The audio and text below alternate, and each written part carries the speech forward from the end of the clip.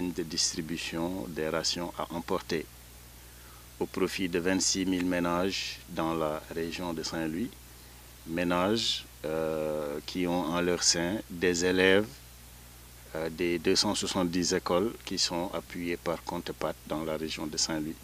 Donc aujourd'hui, nous sommes réunis ici au magasin central de Thillé Boubacar pour procéder au lancement de la distribution. Disons que cette distribution de rations à emporter est quelque part due même à cette pandémie du coronavirus, car comme vous le savez, c'est une maladie qui frappe tout le monde, qui frappe le pays, et l'État a très tôt pris des mesures pour permettre aux familles d'être résilientes par rapport à la maladie.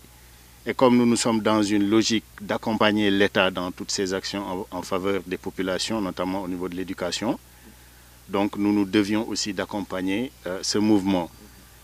Notre cœur de métier, c'est l'alimentation scolaire, distribuer des vivres au niveau des écoles pour permettre aux enfants de bien suivre les cours, d'être présents, assidus à l'école et donc de réussir. La pandémie avait arrêté un peu le processus, mais nous avons trouvé d'autres stratégies pour permettre aux enfants de profiter, même avec la présence de la maladie, de continuer à profiter un peu de l'alimentation, de l'aide alimentaire qu'ils recevaient au niveau de l'école à travers les cantines scolaires. C'est pourquoi nous avons mis en place cette stratégie de distribution de rations à emporter, donc qui consiste à continuer à faire bénéficier à l'enfant des vivres par le canal du ménage. Donc l'enfant ne bénéficie plus des vivres par le canal de la cantine scolaire qui est arrêtée, mais il bénéficie toujours des vivres puisque ces vivres sont remises directement au ménage.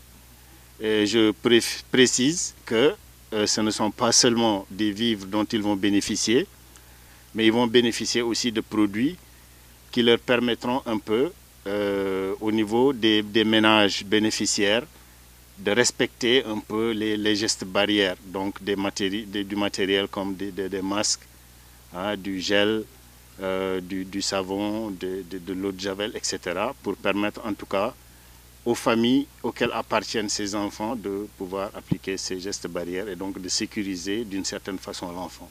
C'est une première distribution qui va concerner 26 000 ménages et qui va concerner 666 tonnes de nourriture et toute une foule d'autres matériels que je viens de citer. Mais ça, c'est la première distribution. Nous souhaitons, si tout se passe bien, au mois d'août, au plus tard, au début du mois d'août, effectuer une deuxième distribution pour permettre aussi aux familles de continuer à bénéficier de cet appui, puisque c'est important que l'enfant puisse continuer vraiment à progresser, à évoluer en toute sécurité, à faire son développement en toute sécurité. Et donc, nous ne souhaitons pas nous arrêter en si bon chemin. Donc, tant que la pandémie va durer, on espère que ça va s'arrêter bientôt. Mais tant qu'on sera contraint de faire ça, on va le faire. On va essayer de faire parvenir les vivres. Nous avons beaucoup travaillé en amont sur la sécurisation. Travailler en amont, ça veut dire travailler avec d'abord nos partenaires privilégiés, que sont le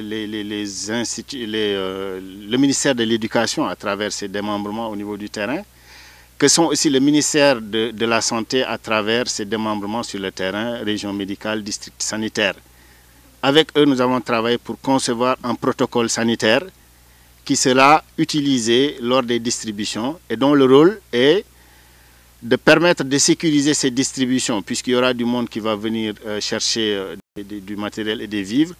Il y a des normes qui sont édictées dans ce protocole, que le personnel de santé sera présent et se fera appliquer, n'est-ce pas? Donc déjà il y a ça, on parle de sécurité. Et le personnel de l'éducation aussi a participé aux formations sur ce protocole sanitaire et va contribuer un peu à faire connaître aux directeurs d'école en particulier le contenu de ce protocole pour qu'ils puissent eux aussi aider à l'appliquer. Mais il y a la sécurisation physique aussi. La sécurisation physique est très importante puisque qui parle de distribution de vivres parle de stocks de grande valeur qui vont être déplacés d'un endroit à l'autre, n'est-ce pas? Cela peut attiser des convoitises d'une part, mais nous avons toujours bénéficié et nous souhaitons continuer à bénéficier de la présence dissuasive des forces de l'ordre, n'est-ce pas? Et aussi même pour ce qui est du respect des règles sanitaires.